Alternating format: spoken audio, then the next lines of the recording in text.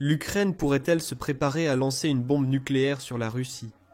Cette question peut sembler folle, car l'Ukraine n'est pas un pays capable de lancer des armes nucléaires, du moins pas pour le moment. Mais imaginez un monde où les États-Unis retirent tout leur soutien financier à l'Ukraine, laissant le pays faire face à la Russie par ses propres moyens.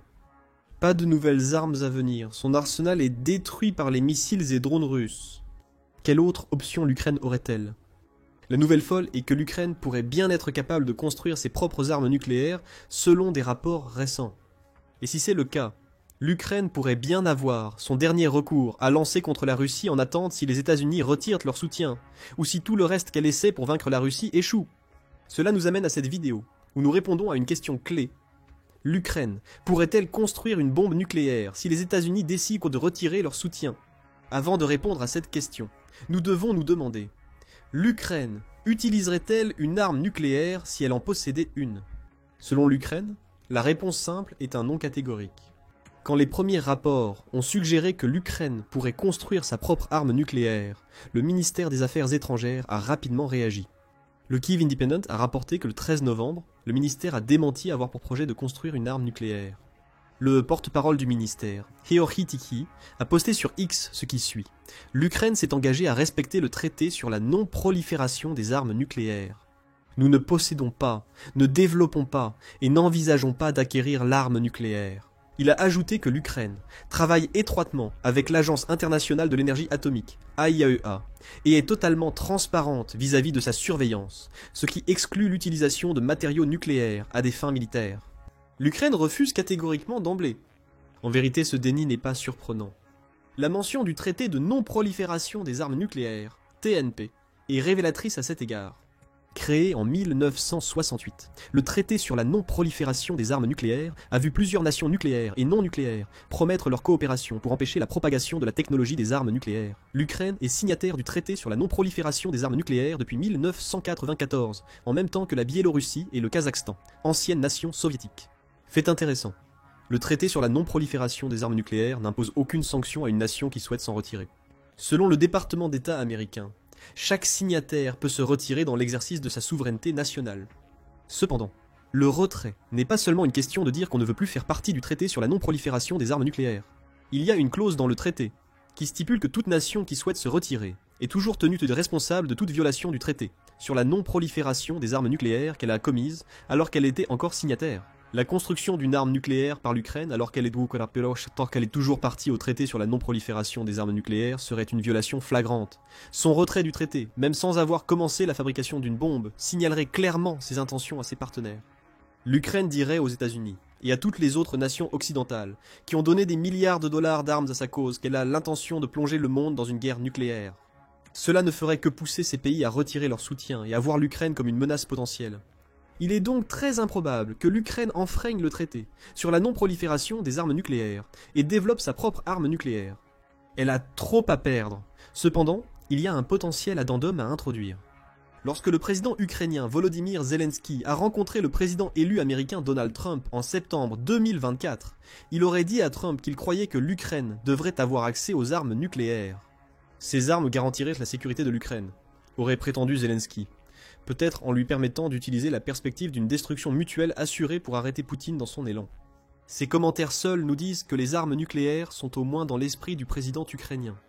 Cependant, The Times dit que Zelensky a fait ses commentaires dans le contexte où l'Ukraine aurait besoin de ces armes, si elle était empêchée de rejoindre l'organisation du traité de l'Atlantique Nord. Le président ukrainien a également rétracté ses commentaires plus tard, disant aux médias qu'il voulait dire qu'il n'y avait pas d'autre garantie de sécurité que l'adhésion à l'organisation du traité de l'Atlantique Nord et que l'Ukraine n'envisage catégoriquement pas un réarmement nucléaire. Cependant, la mention de ne pas rejoindre l'organisation du traité de l'Atlantique Nord intrigue. Imaginons que Zelensky croit de plus avoir d'autre choix. Les bombardements constants de la Russie ont affaibli ses troupes au point où elles ne peuvent plus tenir. Pire encore, les États-Unis l'ont délaissé. Les pourparlers de paix avec la Russie, menés par le président Donald Trump, ont échoué.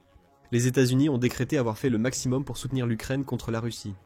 Quant à l'organisation du traité de l'Atlantique Nord, elle refuse l'adhésion de l'Ukraine, au motif qu'elle ne veut pas que l'Ukraine active l'article 5 de la charte de l'organisation du traité de l'Atlantique Nord et pousse tous ses autres membres dans une guerre avec la Russie. Maintenant, seul face à des obstacles aussi insurmontables, Zelensky peut voir les armes nucléaires comme son dernier recours. La question est maintenant simple. Sans le soutien américain, sans l'adhésion à l'organisation du traité de l'Atlantique Nord, et sans égard pour le traité sur la non-prolifération des armes nucléaires, l'Ukraine pourrait-elle réellement construire une arme nucléaire? Le démenti spécifique du ministère des Affaires étrangères ukrainien sur la non-construction d'armes nucléaires semble étrange et suggère que cela pourrait être possible. Après tout, c'est une nation qui n'a jamais semblé aspirer à devenir une puissance nucléaire depuis qu'elle est devenue un pays souverain. Sa signature du traité sur la non-prolifération des armes nucléaires le démontre, montrant que l'Ukraine voulait éliminer toute trace du spectre nucléaire soviétique de son territoire après l'effondrement de l'Union soviétique. Cependant, le ministère fait ses démentis parce que des rapports ont été publiés affirmant que l'Ukraine a tout ce dont elle a besoin pour construire une bombe nucléaire. Le média britannique The Times a été le premier à faire cette affirmation. Le 14 novembre 2024, il a publié un rapport sur une note d'information préparée pour le ministère de la Défense ukrainien par le Centre d'études sur la conversion et le désarmement de l'armée. Le centre est l'un des principaux groupes de réflexion militaire d'Ukraine. Ce document présentait quelques idées concernant les options de l'Ukraine si le président élu Donald Trump choisissait de retirer l'aide militaire américaine du pays. Selon le briefing, l'Ukraine possède déjà dans le pays tout ce qui est de nécessaire pour fabriquer une arme nucléaire basique, similaire à la bombe Fatman, larguée par les États-Unis sur Nagasaki pendant la Seconde Guerre mondiale. Cette bombe ainsi que Little Boy largué sur Hiroshima ont mis fin à la guerre. L'Ukraine pourrait espérer qu'une bombe similaire qu'elle développerait pourrait en faire autant. Plus précisément, le Times cite le briefing en déclarant que « créer une simple bombe atomique, comme l'ont fait les États-Unis dans le cadre du projet Manhattan, ne serait pas une tâche difficile 80 ans plus tard. C'est une tâche qui deviendrait possible parce que l'Ukraine est déjà une nation nucléaire à bien des égards. Elle se classait 7e dans le monde pour la capacité nucléaire totale installée à 13 unités de gigawatts électriques, qui sont équivalentes à 1 milliard de watts chacune en 2020. Le pays compte 15 réacteurs nucléaires, la plupart d'entre eux répartis entre le sud de l'Ukraine et Volnaïa, ainsi que 2 en construction. Et ces réacteurs produisent un sous-produit que l'Ukraine pourrait utiliser pour construire ses armes nucléaires, le plutonium. Le Musée national de l'armée de l'air des États-Unis démontre pourquoi le plutonium serait un ingrédient clé dans une bombe nucléaire de l'Ukraine. Il décrit le Fatman comme une arme de type implosion utilisant du plutonium. La première arme atomique américaine a été fabriquée en créant une sphère évidée d'explosifs puissants dans laquelle une sphère de plutonium sous-critique a été placée. La sphère d'explosifs puissants avait de nombreux détonateurs placés sur sa surface, qui ont tous explosé simultanément pour créer une énorme pression interne sur la capsule. La pression créée par ces détonations a comprimé la sphère au point que sa densité a augmenté, conduisant aux conditions supercritiques nécessaires pour créer une explosion nucléaire. Selon The Times, l'Ukraine a plus que suffisamment de plutonium. Chaque barre de combustible usé utilisé dans ces réacteurs nucléaires est une source, ce plutonium étant la clé pour que l'Ukraine construise rapidement une arme nucléaire. Comme le note le briefing obtenu par The Times, le poids du plutonium de réacteurs disponibles pour l'Ukraine peut être estimé à 7 tonnes. C'est suffisant pour que l'Ukraine construise des centaines d'ogives avec un rendement tactique de plusieurs kilotonnes, affirme le briefing. L'utilisation du plutonium permet aussi au pays d'éviter le processus prolongé d'enrichissement de l'uranium. Iran Watch fournit quelques détails sur ce processus. L'uranium pour les armes nucléaires modernes doit être enrichi à 90% en isotope U-235. Les grades inférieurs d'uranium nécessitent plus de temps d'enrichissement. L'organisation dit que l'Iran aurait besoin de construire une usine d'enrichissement contenant environ 3000 centrifugeuses pour lui permettre d'enrichir suffisamment d'uranium pour créer une arme nucléaire en 4 mois. L'Ukraine ferait face à un obstacle similaire. Dans une situation où les États-Unis ont abandonné l'Ukraine, 4 mois seraient tout simplement trop de temps. De plus, l'Ukraine devrait construire l'usine d'enrichissement en premier lieu, alors qu'elle est bombardée par la Russie. La seule façon pour le pays de développer rapidement une arme nucléaire est d'obtenir du plutonium pour créer un équivalent de Fatman. Le Times note qu'il y a un autre facteur qui joue en faveur de l'Ukraine si elle choisit un jour de construire une bombe nucléaire. Le pays possède encore beaucoup d'expertise nucléaire. Nous avons mentionné plutôt qu'après l'effondrement de l'Union soviétique, l'Ukraine est devenue signataire du traité sur la non-prolifération des armes nucléaires en 1994. Avant cela, le pays abritait le 3e plus grand arsenal nucléaire du monde sous le contrôle de l'Union soviétique, car il offrait à la Russie le chemin le plus simple si elle devait lancer une attaque contre l'Europe. L'arsenal nucléaire a été retiré en 1996, 2 ans après que l'Ukraine a signé le traité sur la non-prolifération des armes nucléaires, mais de nombreux scientifiques qui entretenaient les anciennes armes nucléaires ukrainiennes sont toujours présents. Ils savent construire des armes nucléaires, éliminant un obstacle majeur qui entraverait le chemin de l'Ukraine. La rapidité découle de cette connaissance. Ne pas devoir apprendre à fabriquer une arme nucléaire permettrait à l'Ukraine de démarrer directement la production. Mais des problèmes subsistent. Bien que l'arme nucléaire résultante ressemblerait à Fat Man, elle serait moins puissante. Les auteurs du briefing pensaient qu'une seule des bombes que l'Ukraine pourrait fabriquer offrirait jusqu'à environ 1/10 de la puissance d'un seul Fat Man. C'est une limitation sévère, vu que les armes nucléaires russes sont presque toutes plus puissantes que la bombe atomique révolutionnaire américaine. Mais même ainsi, 1/10 d'un Fat Man donnerait encore à l'Ukraine beaucoup d'options. Cela serait suffisant pour détruire une base aérienne russe entière ou des installations militaires, industrielles ou logistiques concentrées. Note le briefing, tout en soulignant que le rendement précis de chaque bombe serait imprévisible. Tout dépendrait des isotopes présents dans les déchets sur le plutonium que l'Ukraine extrait de ses centrales nucléaires. Le rapport ajoute qu'il y a des défis technologiques. L'Ukraine devrait concevoir une conception d'explosion conventionnelle compliquée, similaire à celle observée dans le Fat Man. Le briefing affirme que c'est difficile mais faisable.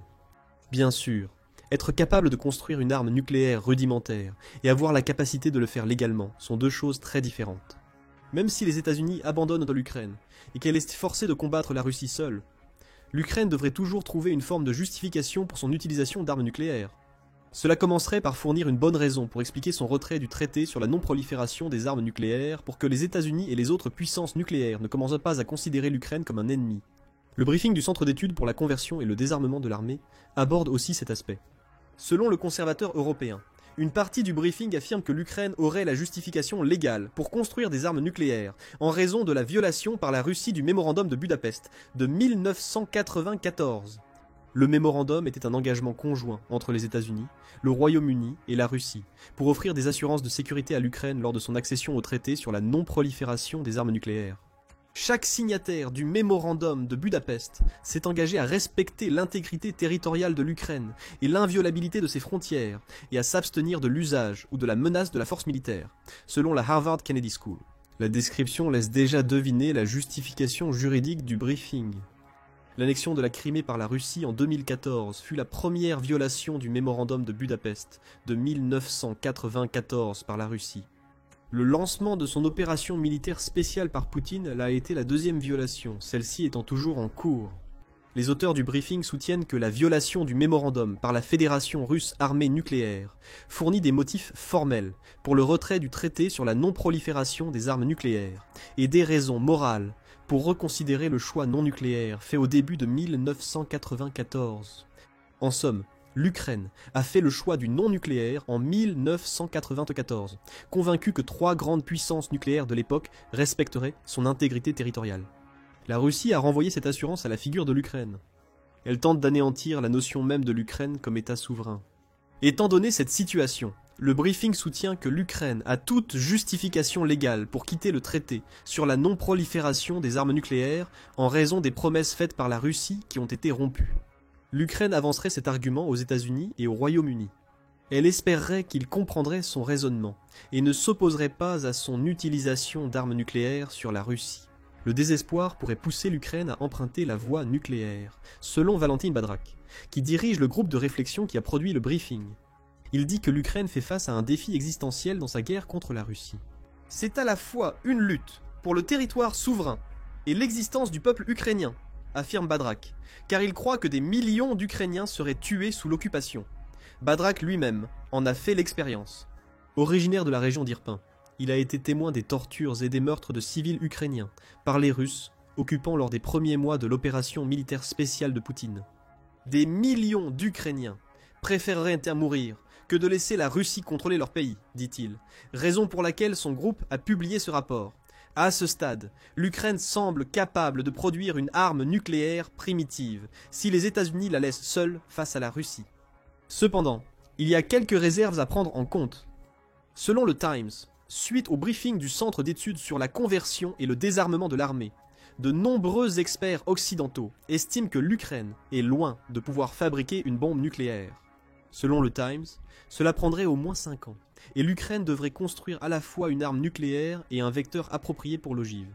Badrak réfute cela, prétendant que l'Ukraine peut éviter l'attente de 5 ans en utilisant du plutonium plutôt que de l'uranium enrichi dans ses armes et qu'elle est proche de construire les vecteurs requis.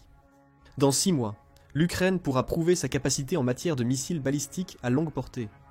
Nous aurons des missiles d'une portée de 1000 km, soit environ 621 miles, dit Badrak. Si c'est vrai, l'Ukraine devrait attendre encore 6 mois avant de pouvoir lancer ses missiles si les États-Unis l'abandonnent. 6 mois que la Russie pourrait utiliser pour finalement envahir un pays épuisé, qui ne reçoit plus d'armes de ses alliés actuels. Même avec ses armes nucléaires, l'Ukraine perdrait toujours car elle n'a aucun moyen de les amener sur le territoire russe sans survoler directement avec des bombardiers. Selon Oleksiy Kochel, expert politique ukrainien, écrivant pour la Nouvelle Voix de l'Ukraine, le briefing de Badrak pose problème. Il débute son article en affirmant que « c'est une très mauvaise nouvelle pour l'Ukraine, la simple apparition de telles publications ». Kochel continue à dénigrer les documents, disant que n'importe quel groupe de réflexion peut sortir avec les types d'informations vues dans le briefing que The Times a obtenu. Cela ne signifie pas que l'information est précise. De plus, Kochel dit qu'il n'y a aucune preuve que le briefing ait jamais atteint le ministère ukrainien de la Défense, et s'il l'a fait, qu'il y a encore moins de preuves pour suggérer que les hauts gradés militaires de Zelensky l'ont même considéré. Donc c'est juste une note analytique qui n'aurait pas pu être soumise, qui aurait pu être envoyée par email, peut-être au nom de quelqu'un d'autre, affirme-t-il. Le message de Kochel est clair. Il n'y a aucune preuve concrète que son pays puisse produire des armes nucléaires.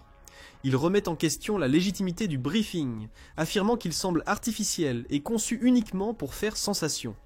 Il suggère même que le briefing pourrait nuire aux relations de l'Ukraine avec ses alliés occidentaux. Selon Kochel, l'Occident est très vulnérable à ces informations, soulignant les nombreux systèmes de prévention de la prolifération nucléaire. Le briefing risque d'alimenter le faux récit de la Russie selon lequel l'Ukraine aurait accès à l'arme nucléaire. Selon un article d'iNews vérifiant les faits liés à un rapport du Times, le Kremlin a affirmé à plusieurs reprises que l'Ukraine tente de développer des armes nucléaires. Cette affirmation a été faite en mars 2022, un mois après l'invasion de Poutine, disant que l'Ukraine construisait une bombe sale à Tchernobyl avec du plutonium. iNews souligne que les médias russes n'ont cité aucune source pour étayer cette affirmation. Mais le fait qu'une chose très similaire soit suggérée dans un rapport créé par un groupe de réflexion ukrainien pourrait simplement alimenter la machine de propagande de Poutine et permettre la formation d'un sentiment anti-Ukraine.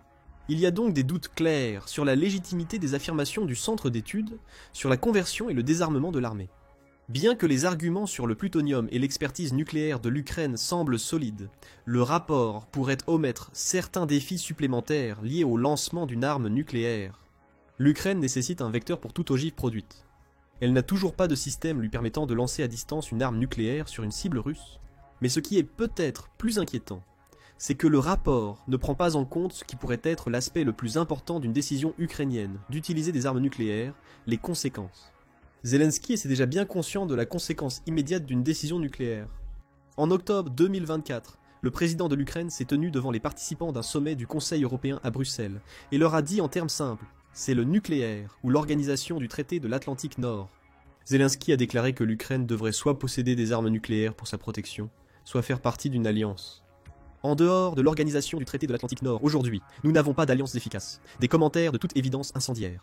Mais Zelensky a poursuivi en soulignant que l'organisation du traité de l'Atlantique Nord serait son choix à chaque fois. Les pays de l'organisation du traité de l'Atlantique Nord ne sont pas en guerre. Leurs habitants sont en vie, et c'est pourquoi nous choisissons l'organisation du traité de l'Atlantique Nord plutôt que les armes nucléaires. Dieu merci. Le problème de Zelensky est que l'organisation du traité de l'Atlantique Nord ne l'a pas choisi comme elle l'a choisi ses nations membres. La majeure partie du soutien actuel de l'Ukraine provient de pays qui sont membres de l'organisation du traité de l'Atlantique Nord, mais l'Ukraine n'est pas elle-même membre, et elle doit faire tout ce qu'elle peut pour montrer qu'elle n'est pas une nation imprévisible si elle veut devenir membre à l'avenir. Lancer des armes nucléaires sur la Russie ne rendrait pas service à l'Ukraine. Si le pays emprunte cette voie, la plus grande conséquence serait qu'il n'aurait plus aucune chance de faire partie de la plus grande organisation de défense collaborative du monde. Zelensky le sait, et l'a clairement indiqué lors d'une conférence de presse après le sommet de Bruxelles. L'Ukraine ne construit pas d'armes nucléaires. Zelensky affirme qu'actuellement, l'adhésion à l'organisation du traité de l'Atlantique Nord est la plus forte garantie de sécurité pour l'Ukraine. L'Ukraine doit choisir entre le nucléaire et l'organisation du traité de l'Atlantique Nord. Pour l'instant, elle choisit l'organisation du traité de l'Atlantique Nord. Que se passe-t-il si l'adhésion tant désirée de Zelensky à l'organisation du traité de l'Atlantique Nord ne se concrétise pas? En l'absence des États-Unis, il peut se sentir contraint d'utiliser les armes nucléaires que l'Ukraine semble capable de développer. Mais là réside une autre conséquence. L'arsenal nucléaire de la Russie éclipse tout ce que l'Ukraine pourrait rassembler. Selon le Centre d'études sur la conversion et le désarmement de l'armée, l'Ukraine possède assez de plutonium pour fabriquer des centaines de bombes nucléaires rudimentaires, représentant chacune un dixième de la puissance de la grosse bombe. Cependant, l'arsenal russe est bien supérieur. L'association de contrôle des armes affirme que la Russie possède 5580 têtes nucléaires. Environ 1200 de ces têtes nucléaires ont été retirées. Mais pour le reste, 1549 sont stratégiquement déployées et prêtes à être lancées à tout moment si Poutine le souhaite. Les 4380 têtes nucléaires restantes de la Russie sont classées comme stock militaire, incluant des têtes actives et inactives, pouvant être affectées à des véhicules de livraison militaire si nécessaire. Gardez à l'esprit que la Russie est également le pays qui a créé la Tsar Bomba, une bombe à hydrogène dévastatrice. La Tsar Bomba est le plus grand engin nucléaire jamais détonné, et elle avait un rendement de 50 mégatonnes. Le Fatman avait un rendement de 15 à 21 kilotonnes, ce qui signifie que toute bombe nucléaire que l'Ukraine pourrait construire offrirait un rendement de 1,5 à 2,1 kilotonnes. Les écarts de nombre et de puissance sont stupéfiants. L'Ukraine pourrait nuire à la Russie avec des armes nucléaires, mais cela permettrait à Poutine de riposter avec des bombes nucléaires bien plus puissantes qui anéantiraient le pays. L'Ukraine ne pourrait pas survivre à sa propre stratégie nucléaire. Les États-Unis et l'organisation du traité de l'Atlantique Nord ostraciseraient la nation si elle empruntait cette voie, et la Russie la détruirait. Alors, l'Ukraine pourrait-elle utiliser des armes nucléaires si les États-Unis l'abandonnent? Selon un rapport du Centre d'études sur la conversion et le désarmement de l'armée, elle aurait les capacités nécessaires pour fabriquer des bombes d'une puissance suffisante. Quant à savoir si elle devrait le faire, Zelensky sait que l'organisation du traité de l'Atlantique Nord est de loin préférable à l'option nucléaire. Libérer les mini-bombes Fatman de son pays serait une sentence de mort pour toute l'Ukraine. Mais que pensez-vous de l'Ukraine et de ses potentielles bombes nucléaires? A-t-elle réellement les moyens de les réaliser? Et si c'est le cas, les utiliserait-elle malgré les conséquences? Exprimez-vous dans les commentaires, et merci d'avoir visionné cette vidéo.